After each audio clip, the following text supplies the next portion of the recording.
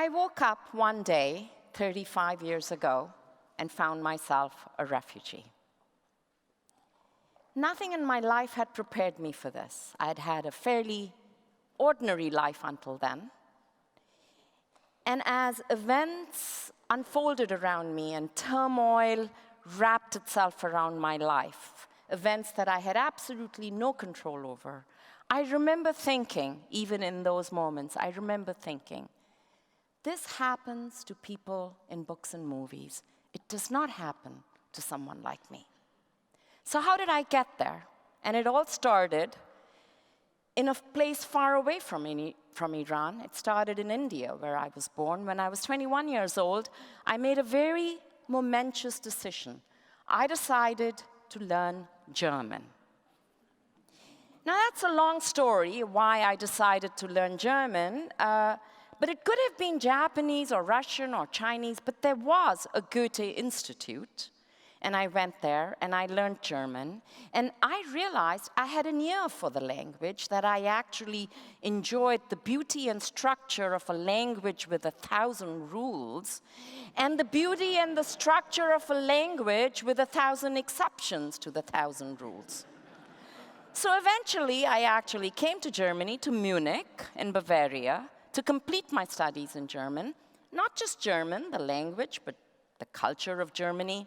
And one day, in studying the culture of Germany, I packed on my hiking boots, I packed my broadside, I went up the Alps, and as I was on the Alpenhütte, drinking my Radler, I met someone else who, like me, was a foreign student, and by the time we came down the mountain, we knew that we were going to hike together for the rest of our lives.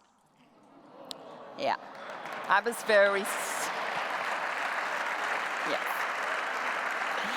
Yes. He was a foreign student like me, so when we finished our studies, we packed our bags, we trekked down Italy, into Yugoslavia, Greece, Turkey, took the train to Tehran, and settled down. He completed his military service. I got a job at the Berlinische Handels- und Frankfurter Bank, and he was working for Krupp. And life was ordinary. We had our baby, and then the revolution happened. And as ordinary people, you don't think the revolution is going to touch your lives. But one night, it did touch our lives, and with a ferocity that left us completely paralyzed with fear. And I remember we could take one suitcase. And I remember packing first a photo album, then a favorite book, and then taking both of those out and packing it with baby food, baby milk, and baby diapers. By the time we wanted to go to the airport had been bombed. The only route out of Iran was the land route over the mountains into the Turkish border. And one moment stands out in my memory over all other moments. We're in a square room, a room something like this. On this side of the room is a picture of Khomeini. We are standing on this side. And on the other side of the room is a picture of Atatürk, and that's where we want to be. And I also remember something else. There was a smell, I can almost smell it today, a smell of fear. It was our fear, because there were lots of Iranians on this side. And we were afraid for many reasons. I was also afraid because in the baby carriage, where the baby was, metal tubes with a little canvas where the baby sits, my engineer husband had unrolled the tubes and stuffed some money down the tubes to hide it, because refugees need money to survive. But I also smelt this fear that was coming from somewhere else. It was coming from the young Revolutionary Guards. Some of them were only 13 years old. But here's the difference. They had machine guns and rifles. And I think we all know what a toxic combination weapons and fear can be. And they did take apart the milk, the diapers, the baby food. They did not look in the baby carriage.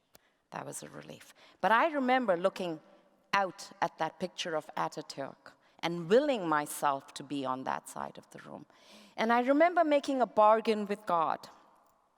And I'm not a religious person, I am a spiritual person.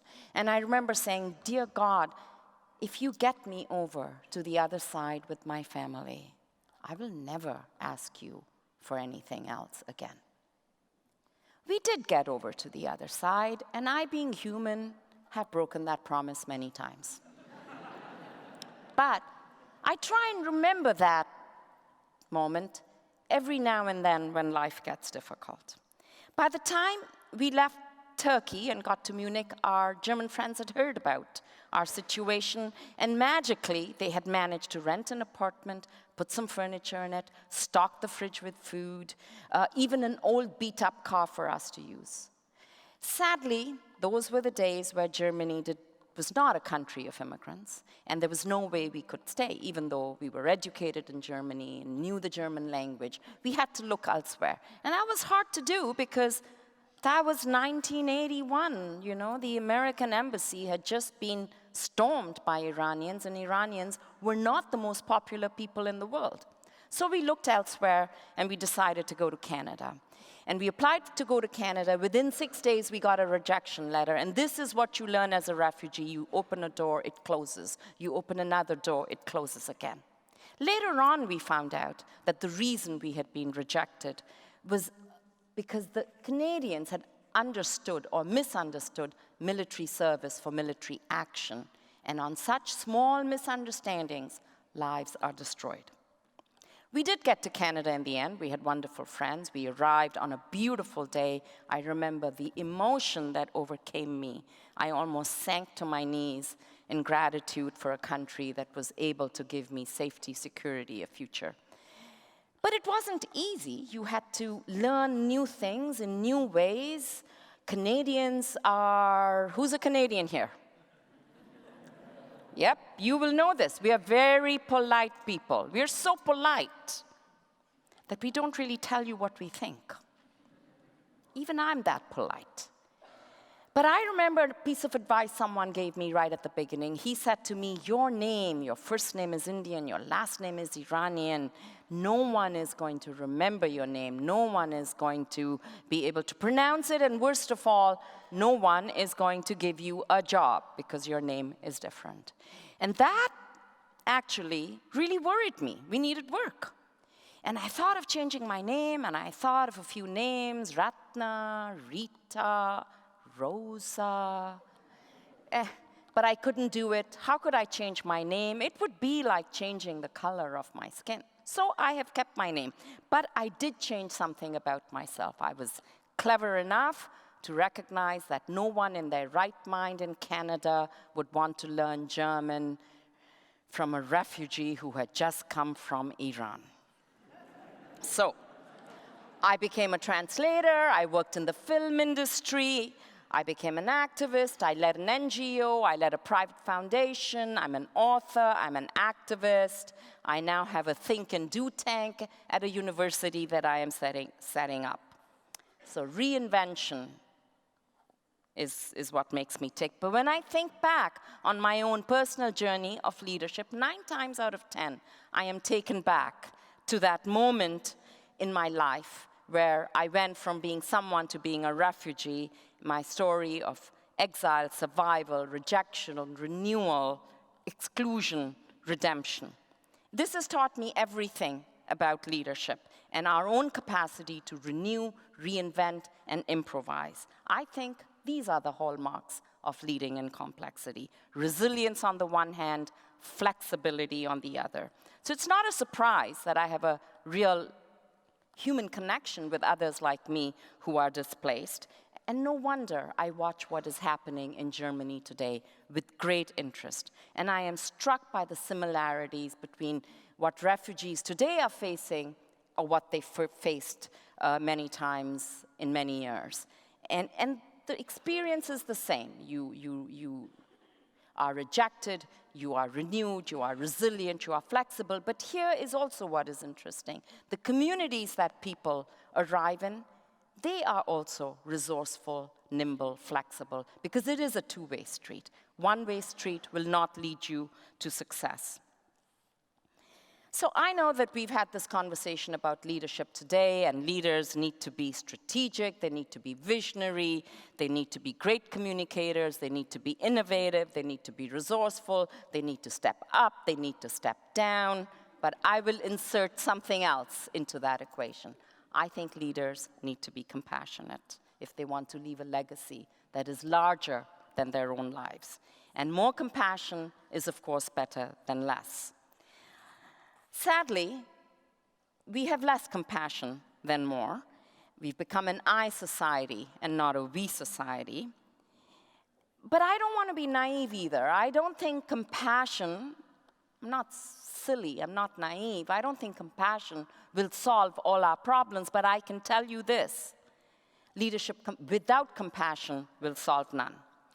And we don't actually have to look far for it. You don't have to go to school or get a PhD in compassion. It's right in you. There is an actual gene in our body. It's called oxytocin, not to be confused with OxyContin. And scientists actually call it the love bug. And compassion is different from empathy, which is to feel for. The Latin word for compassion is co-suffering, and a personality, a thinker no less than Schopenhauer has said, compassion is the foundation of all morality. Now, I'm not a linguist or a scientist or an academic, but I am a receiver and a giver of compassion. And I can tell the leaders of today and tomorrow this, I can tell you this about compassion. It is, first of all, instinctual. When you see someone in danger, your first impulse is to reach out and pick them up. That is an expression of solidarity. It is fearless because it acts without fear of consequences. It is infectious. When you see someone being compassionate, you are moved to acts of compassion yourself. It is grounded in imagination because to be compassionate, you must be able to see yourself in the lives of others. It's regenerative. Once given, it doesn't come back to the giver. It pays itself forward. And it is good for you. It makes you wise. It makes you live longer, and it makes you more attractive to your romantic partner. And if you think I'm making this up, I'm not. This comes from the Harvard University research. Thank you.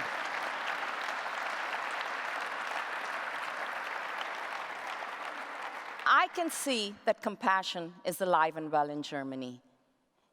You are stepping up and writing a different narrative of for refugees in your midst, even as other countries are building fences around themselves. But I can also see that compassion fatigue is settling in, turning your warm hearts into cold feet. The numbers, the chaos, the messiness, it's testing your resolve because of the complexity. But I will say this to you, if ever there was a case for leadership in complex times, it is this. If ever there was a people who could show the way, it is you, and maybe some of you are in this room. So when we think of leadership and complexity, I'm going to strike a very simple, lucid argument that leadership and compassion go hand in hand. They are two sides of the same coin. They both require emotional intelligence. They're both fearless, they're infectious, they're regenerative, they are curious, and they are testaments to truth and authenticity. So in all our histories, there are moments of regret. And then there are moments that we don't regret, and these are mostly defined by compassion, which define us as people and nations. I think such a moment came in your history 25 years ago when the Berlin Wall came down and you embraced each other as Germans.